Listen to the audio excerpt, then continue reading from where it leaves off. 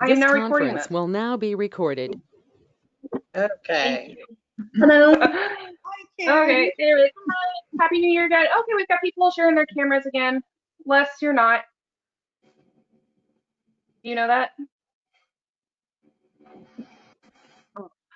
We'll get Les in a minute here. Anyways, so thank you to everybody for joining us. I'm excited for this presentation.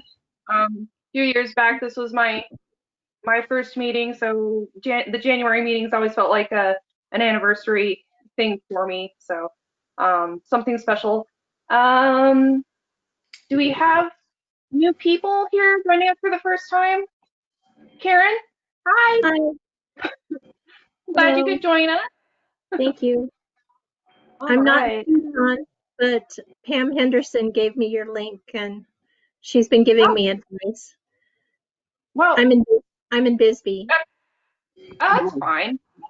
That's what's cool about these virtual meetings. You don't have to be in Tucson to join us anymore. All right. Let's see. Les, you want to do your little shindig?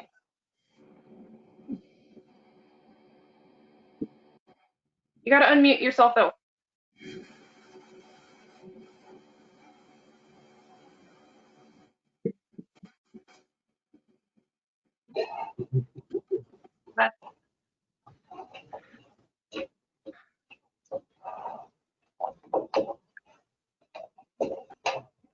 Sorry, I'm not the computer person, so.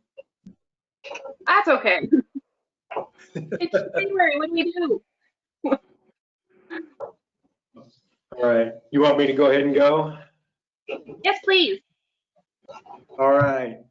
I'm going to be doing a couple things tonight. Talked to Lou yesterday, and Diane's going to do her pruning demonstration, but I'm going to talk a little bit about what you need to do in your garden right now. Most of what we'll be doing in the next month will be the pruning, but also planting of new roses. So if you're still contemplating buying some online or picking some up, you might want to do that as soon as you can and make sure that whoever you're buying them from online can ship them to you as soon as possible, and that they're not on multiflora rootstock, which is the one they use a lot down in Texas for a lot of the roses down there. But those are some of the main things that you'll be doing, deciding which ones maybe roses you want to get rid of, and replacing them with something that's newer, better, exciting, and maybe a little more productive. I've been a believer for many years that if you've got a rose bush in your garden, no matter how much you like the 3 blooms that gets on it every year, it's probably not worth having it for just a few flowers. If it's not a very strong plant or hasn't done very well, although I did dig a rose that hadn't performed, I just dug it up, I re-prepped the hole, I put it back in again, and it grew like crazy. So sometimes it's just a matter of getting its feet where they really want to be. The next thing I'm going to talk about is planting roses. The method I have used for 40 plus, probably closer to 50 years, in the ground, 2x2 holes with straight sides, not reverse pyramid shaped. You want the rose roots to be able to grow out sideways, not be pushed in toward the center of the hole. And mixing about 1/3 peat moss with 2/3 of the natural soil. I've always preferred peat moss. It's acid forming, or it is acidic to begin with. It doesn't break down hardly at all over many, many years compared to compost and some of the other things, potting soil that you put in the ground, because those are not completely decomposed. Peat moss is in its final stage of decomposition. I've always added a cup of soil sulfur and a cup of triple superphosphate, and that would be, triple superphosphate is 0,45,0, and mix that all together in a big cake batter mix, and that's what goes back into the hole. And of course, that's assuming that you actually have some dirt coming out of your holes. If you have very, very poor soil or none at all, you're almost going to have to pretend like you're planting in a pot and plant your roses in a potting soil type mix. In my pots, I use Kellogg's Patio Plus. I know Lou does it too. He adds peat moss and perlite to his. I have, and I sometimes have not if I didn't have any. Another thing you want to be doing right now, or as soon as after you prune, if you're going to move roses, you want to prune them and then move them to a new location and plant them just like I was discussing before. It's just like planting a brand new bush, although you may be able to move some of the soil with it, so you're not completely bare rooting it. And if you've got roses in containers, if you're planning on moving them up into larger containers, the next month or so is a great time to do it, but you want to do it after you prune, so you have a whole lot less thorns to fight with. If your plants have been in the same pots for probably 3 years, they should be taken out of the pot, the roots loosened up, and then repotted. You don't want to take all the soil off of them, but add new soil and raise them up, because they probably drop down in the pots 2 or 3 or even 4 inches.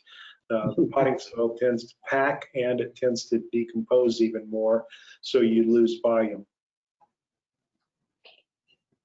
Anybody got any questions? I know I'm running pretty fast there, but. Okay, Les, I tried to write it down, but to the 1/3 peat moss, 2/3 natural soil, you add a cup of triple super phosphate.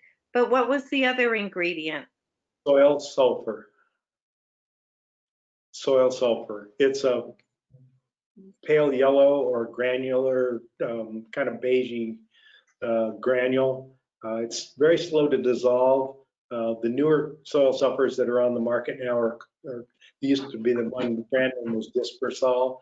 It says it's water. It used to be almost not soluble in water at all, so it would sit there for years. And the newer ones are what are called water degradable, which means it takes a while, but it does break down, and it does help to lower the pH of our soils, which are average about 8 or even higher. So.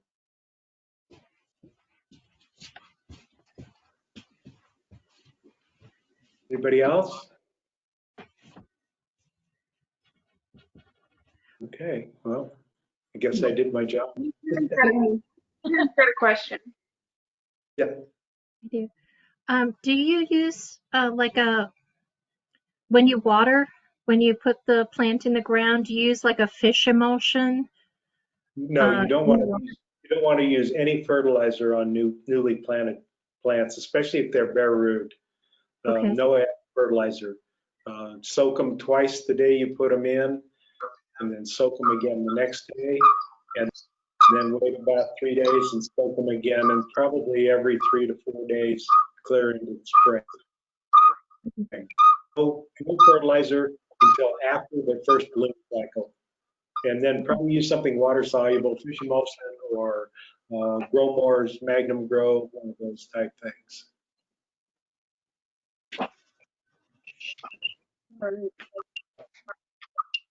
Any other questions? All right. I am going to ask everybody mute yourself. I'm getting background noise from somebody. I don't know who sounds like a squawking bird, but or if somebody does have a pet bird. I mean, okay. All right. So if there's no other questions for Les, thank you. And then Terry, my new vice president, would you like to introduce our speaker? I would. So Lou and Diane are probably the top rose growers in the state of Arizona. The evidence I have is just going to the rose shows and watching them trounce everyone because no one works harder at growing great roses than they do. And if you want to get on the trophy table, the way to do it is hard work. And if you can work harder than Lou and Diane, you've done something because the results will come. So Diane, I'd like you to show us how to prune roses to get some champion blooms. Okay. Are you making me the presenter now, Crystal? I'm having technical difficulties on being that, but Okay. you have a, are you doing a PowerPoint or are you doing a, like a demonstration? Point. PowerPoint.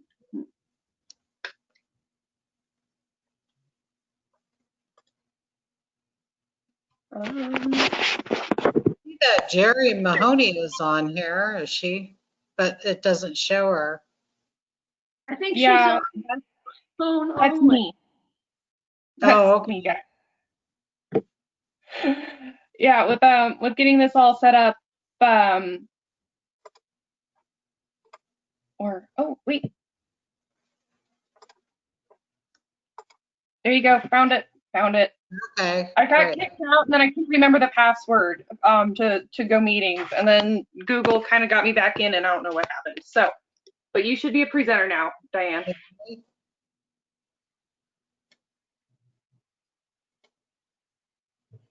Okay, does everyone see that? Yes. Yes. Okay, great. So this talk is going to be kind of generic, mainly geared towards standard size roses like Hybrids or Floribundas or Grandifloras. I'll talk at the end a little bit about some specific things like climbers and all that. But basically, we're just trying to, let me see if I can get this to go. Okay, but basically I'm just trying to tell you about the very basics of pruning. So, okay, you're going to hear people refer to this pruning in January as a hard prune. So what that really means is it's just taking a standard sized rose bush or any rose plant for that matter, removing all the leaves and cutting it down to about 2 feet or more, depending. And I'll talk a little bit about that too, the size you should go. And the main reason that you want to do a hard prune right now is because you want to force the rose to have some dormancy, and at least for a short time. And in Arizona, we just don't get cold enough to stop the growth. I mean, people were just talking before the meeting started about still having blooms on their plants. So I still have some buds that show up that haven't opened yet. So you want to try to develop some good, healthy growth for a new season, essentially is what you're trying to do. If you don't prune, I tried clicking that and it didn't do it. There it is. Okay, there you go. Sorry. Now how do I? You use the trackball to go up and down. I'm doing it. Okay. There we go. All right. Trying to get this to work. If you don't prune your roses at all at this time of year, what's going to happen is that most of your new growth will be from the top of the plant, and it's not really going to promote a lot of basal breaks. You're going to get really thin and flimsy stems that ultimately will mean you have a lot of drooping blooms when they start to open. And you won't get very good long stems, which is what you want if you're going to be showing at a rose show. So those are all the reasons why you really need to prune at this time. Back in when I first started growing roses, there were some people who had these crazy ideas that you had to leave 3 to 5 canes only from the bud union maximum, and that the plant that you had to prune down to about 1.5 feet tall from the bud union to what that 1.5 feet on a cane. And after doing that a couple of times, I was kind of thinking, why am I doing this? Because I would get basil breaks that would come in the fall, and they would be like 3 feet tall, perfect, brand new, nice, thick cane. And I'm thinking, why am I cutting that down 1.5 feet tall? And I thought, if you're doing that, you're getting rid of all those potential new blooms that you could have in the spring. If you prune your plants that hard, basically what you're doing is also reducing the number of blooms you're going to get in April when they start to bloom again. So by keeping taller branches and stems and canes, because I cut mine to about 3 feet, and I've even been known to leave a branch or two to 4 feet at times, just because there were a lot of they were nice thick canes and nice thick branches, and there was a lot of potential there. And so by doing that, you can almost double what you get in the spring for your first flush of blooms. So I get anywhere from 25 to 60 blooms on my plants. And when you're only can grow one plant of one variety, and you really want to have that as a show rose, that's really valuable to get the maximum number of blooms you can get off of it. So that's just my philosophy there. Okay, so what do you need to get started pruning? Obviously, you got to have a good pair of gloves. These yellow gloves are just cheapy ones. I think there's like 3 or 4 pair.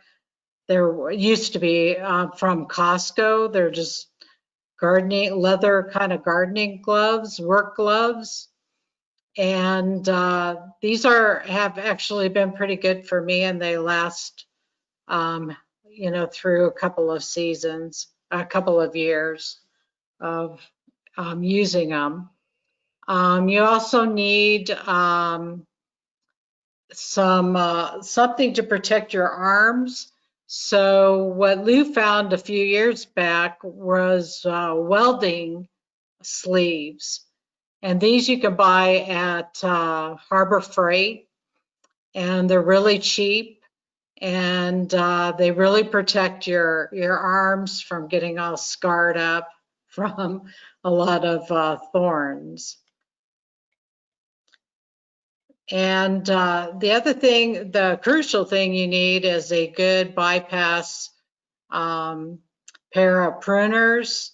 These are Felcos that we've had for, gosh, probably 30 years, and they're still in good shape. There's all different types now available. There's ones that kind of have a rotating handle, and there's some that are for right-handed or left-handed people. There's all sorts of varieties out there, but you want to get one that has a good steel blade, and those are the easiest probably to get sharpened. And also after every use, you should be keeping them clean, just with water and damp cloth. The one thing that we do, if you have crown gall or any kind of rose disease when you're pruning, to take isopropyl alcohol.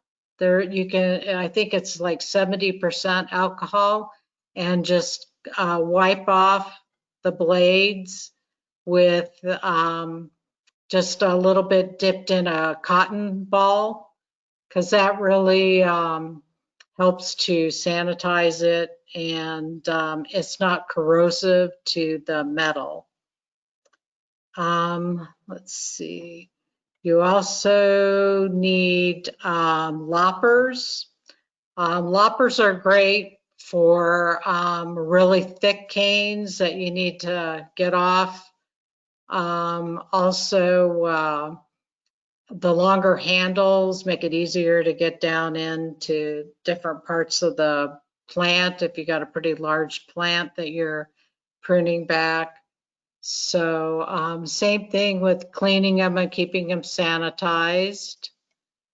And then another thing that you need is a good pruning saw. And these you can buy at a lot of different nurseries, and that this one is a Corona. The great thing about it is the blade tucks into the handle, so that makes it, so it's not jagged edge there all the time that you might cut yourself on.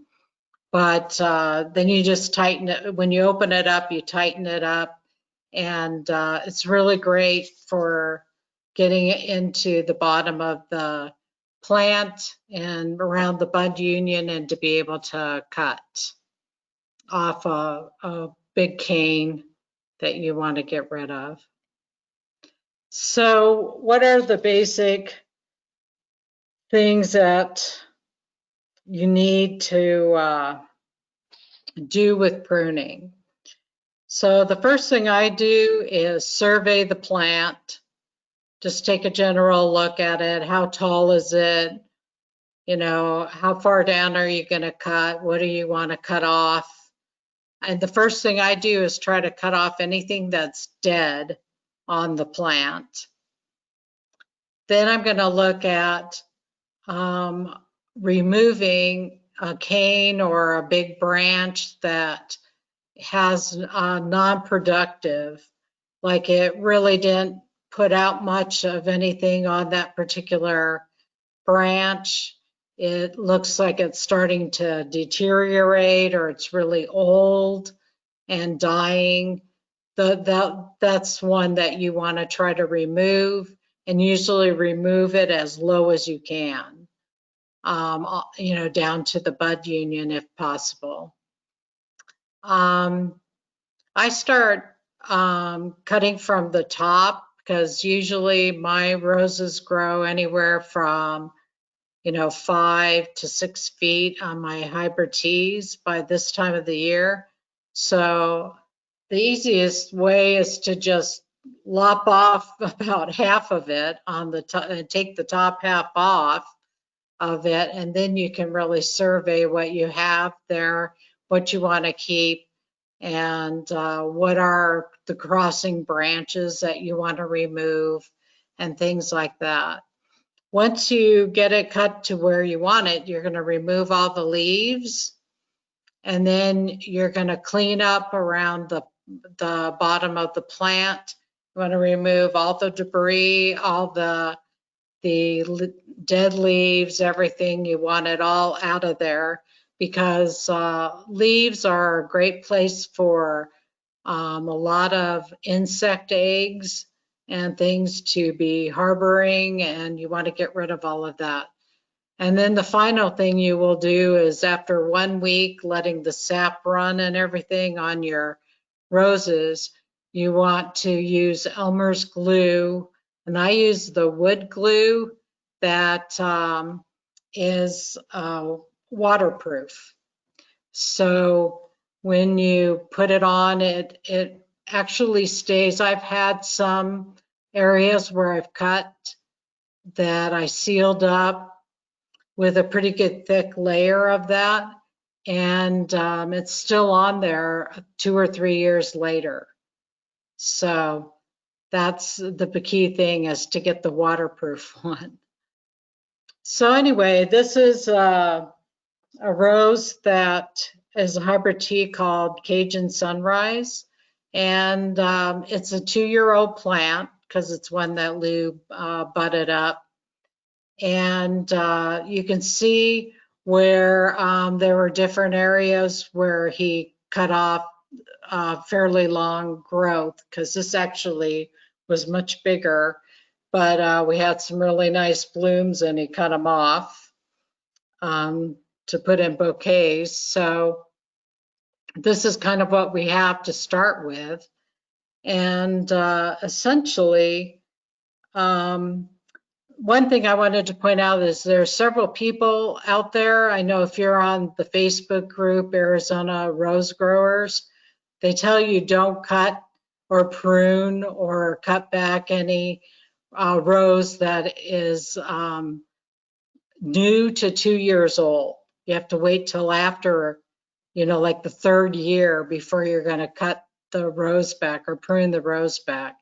And I think that's kind of crazy because I have brand new roses that I just got, and I've already pulled off a bunch of the leaves on it. Some of them are already ready to fall off anyway. And I trimmed off a few little dead things that were already on those plants coming from the nursery that I got them from. So, it doesn't kill the plant. It doesn't hurt it to do that. It doesn't hurt it to trim it up if it's a brand new plant. Obviously, if you get a bare root rose, like one you would buy right now from Home Depot or Lowe's, it doesn't have any leaves on it. It doesn't have any growth on it. So you're not really going to do anything to it. You're just going to plant it and let it grow. So obviously you wouldn't do anything to that. But anyway, what I did here is you see there's some really nice thick canes, and then there's some real skinny canes and branches. So I started cutting those off and looking at where you have a lot of ones that are crossing each other. The key thing here is you want to cut about 1/4 of an inch above a bud eye. And a bud eye is where the leaf meets the stem of the rose. When you pull that leaf off, you're going to have just a little green nub there. And in this case, there's actual growth already started. But you're going to cut off just above that. So this is a good thing to talk about. This is why you want to have really sharp as you can have pruning shears, because you don't want to get this kind of cracking or crushing of the cane or the stem.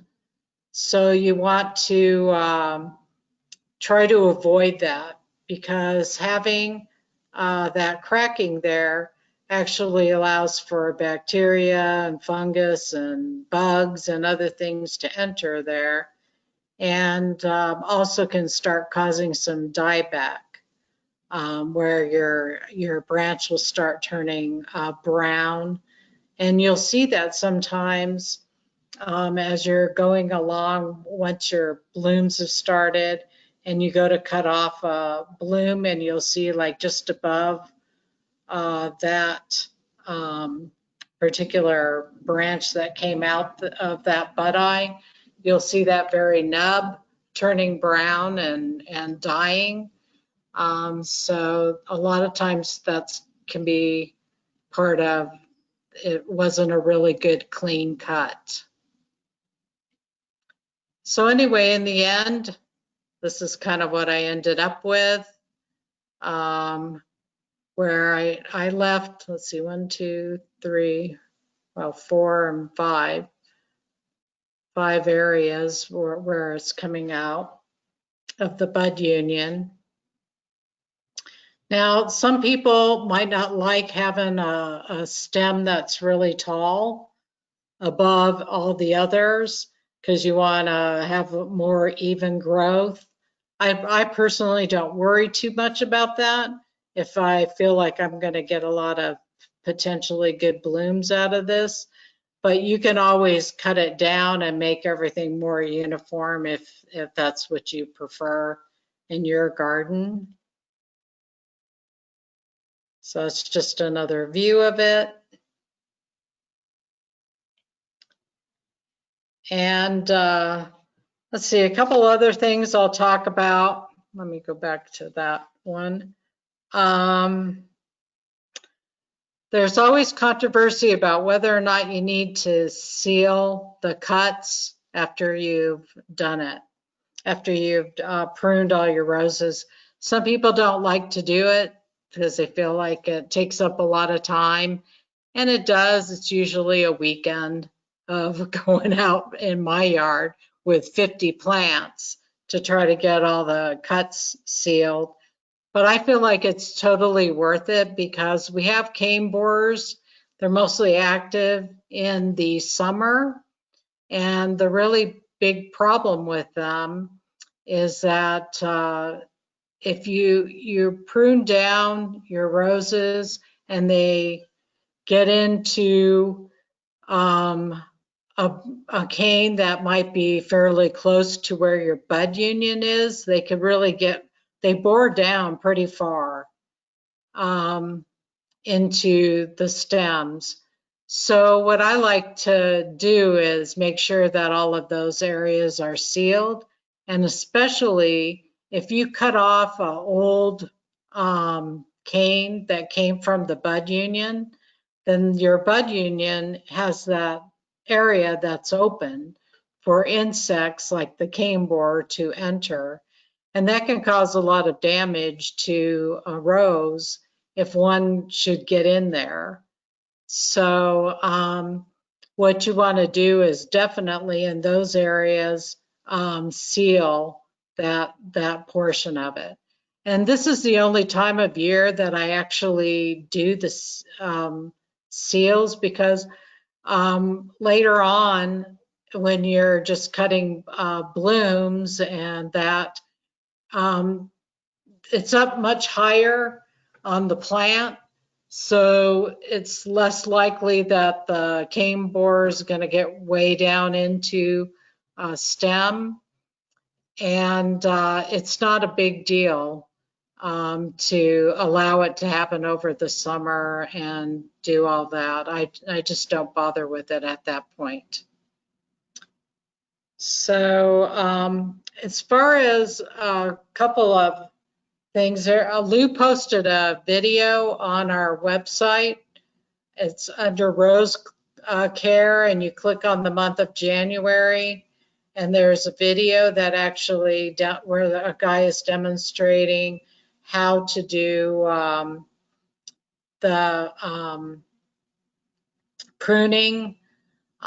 So a couple of other things that I'll talk about at this point is obviously for a climber, you're going to have to look at doing something different with that.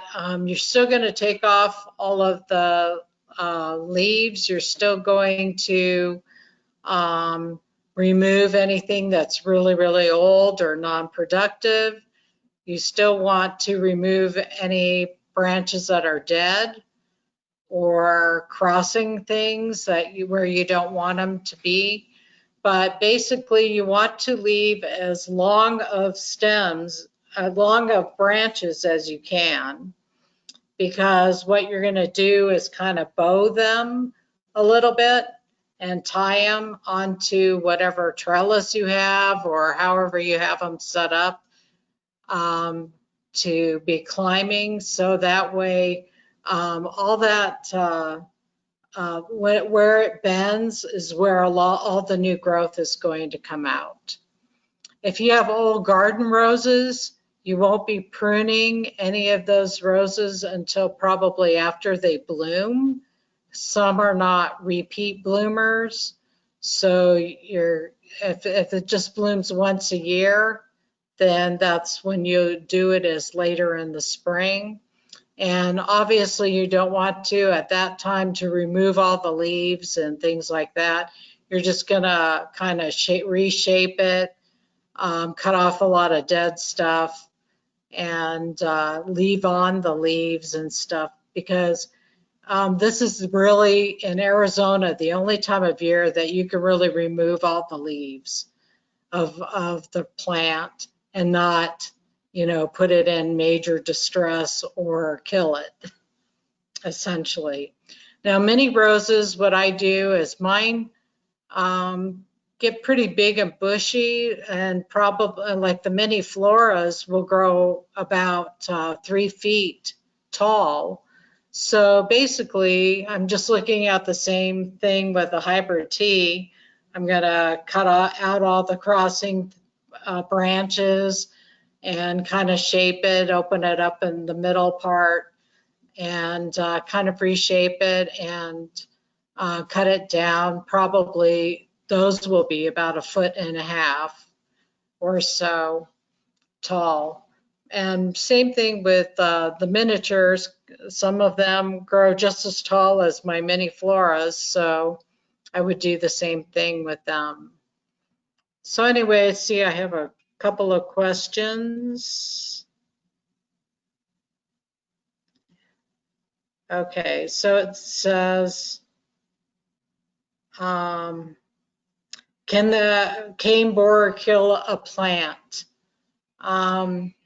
Personally, I have not ever seen that happen, where a cane borer has killed a plant, but I have seen the plant not grow as well when it's had a major attack of the cane borer. So it may just result in you having to prune back even harder on the rows to get rid of all of those nests that are down into each of the stems. But I've never seen that it actually killed the plant unless it got down into the bud union area. So, okay, no, to Army, no, I have not ever used an obelisk on a climbing rose, so I don't know.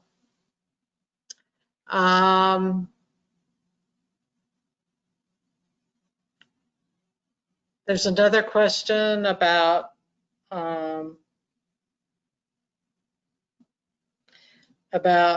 how quickly I make a cut, and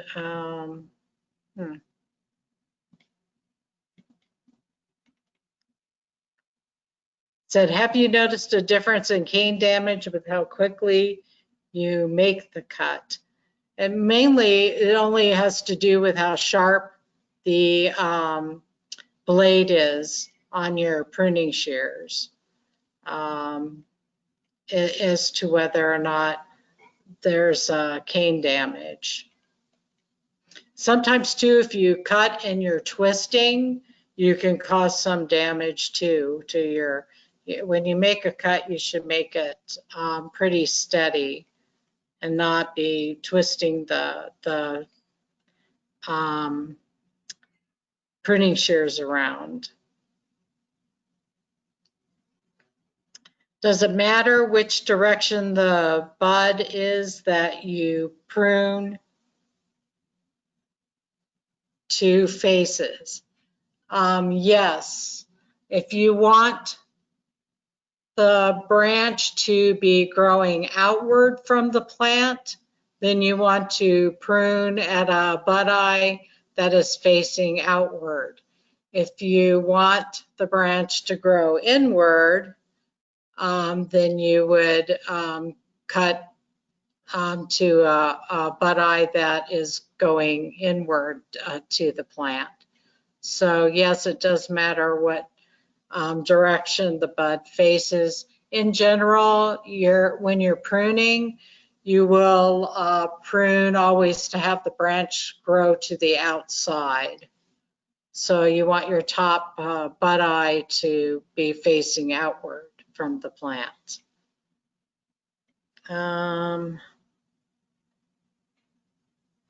Let's see.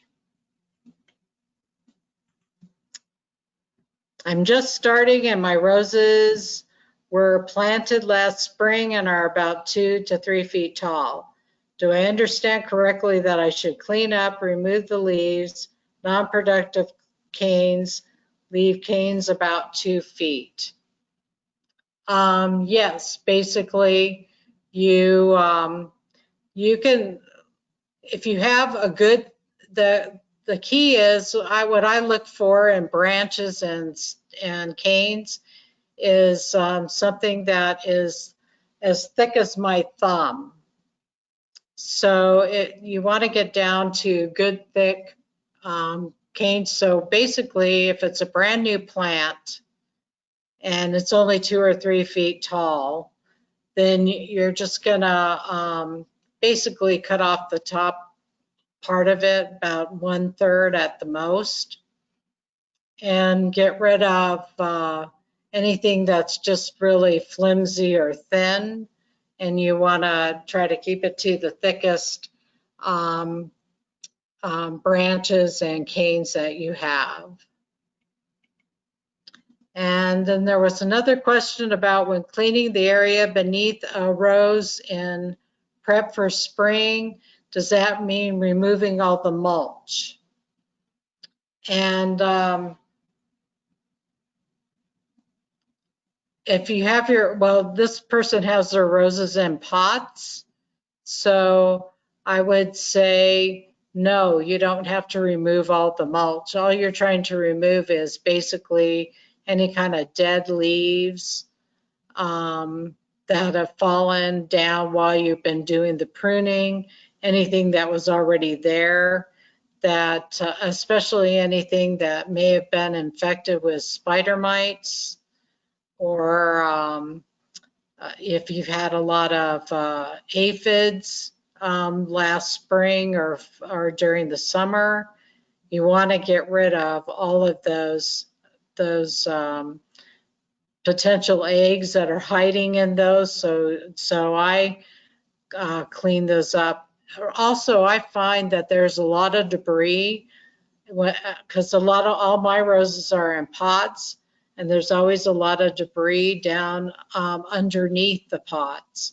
And I actually get a broom or a rake and rake all of that up as much as I can to remove all of that from sitting on the ground beneath the pots. So you want to get rid of that, but you could keep the mulch there. That should be fine. The other one is, are floribundas pruned the same way? Yes, basically you prune all standard roses pretty much the same way. Hybrid teas, floribundas, grandifloras, those are all basically the same pruning as I've already outlined here. So are there any more questions? Everybody's quiet. Okay, hopefully that answers all your questions about it. All right. Okay, and I have one announcement to make too. At the Reed Park Rose Garden on Saturday, January 16th, from 8:30 a.m. to 11:30 a.m., the Friends of the Reed Park Rose Garden people are going to be out there pruning. If you would like to join them and just practice on somebody else's roses before you do your own, you can call Ann Andrews and get in touch with her. If you don't have her phone number or email, you can just email me at loubaseball@cox.net, and I'll send you her information on how to get in touch with her. So that's it. All right, we do have one more question about when do you fertilize after pruning? Right, I just saw that.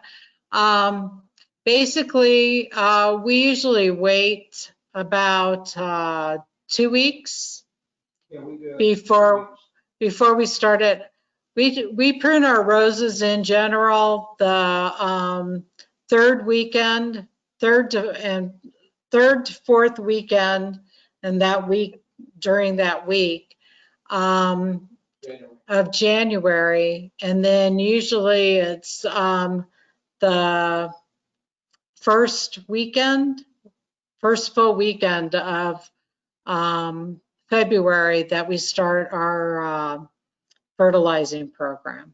The organics down in the following week, then we start to look. Okay, so Lou said we put the organics down. Our fertilizing program is outlined in the monthly guide on the website, but we put our organics down first, the first week, then we start the liquid fertilizing the following week. And that's alternating between Magnum Grow and fish emulsion. So Magnum Grow would be 1 week and fish emulsion after that. All right. So there's one more question. Oh. Les also mentioned that if you need to order those large terracotta pots, to contact him, the 24-inch pots. All right. Any other questions? No? All right. Friendly reminder, don't forget to send in your dues. Judy's address is on the website. $20. I'll keep sending you links to meetings, so don't want to miss that. Thank you everybody for coming, and am I missing anything? No? Not that I know of. Okay. Well, thank you, Diana, for a wonderful presentation. It was wonderful seeing everybody again. Again, Happy New Year. And let's hope for a better 2021, all right? Yeah. All right. I will see you guys in February. Bye. Bye. Thank you. Thanks. Okay. Okay.